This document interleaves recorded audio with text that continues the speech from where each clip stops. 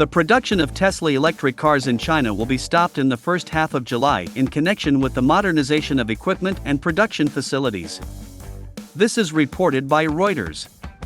After appropriate measures, the company expects to increase assembly to 22,000 cars per week from the current 17,000.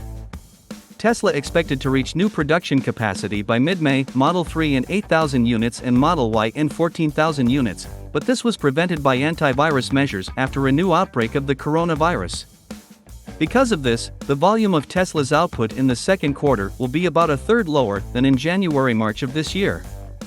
The decrease in production rates is also associated with a shortage of components. In parallel with the Chinese plant, the company's plants in Texas and Berlin have production problems. There is a shortage of batteries of the new type, with an index of 4,680, and batteries of the old type, 2170, are delayed in Chinese seaports.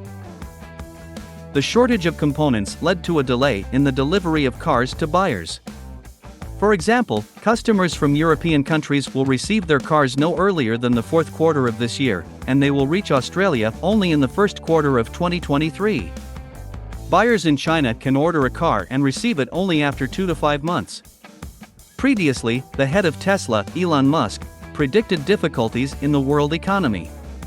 In this regard, the company stopped hiring new employees at all enterprises and decided to reduce the current number of employees by 10%.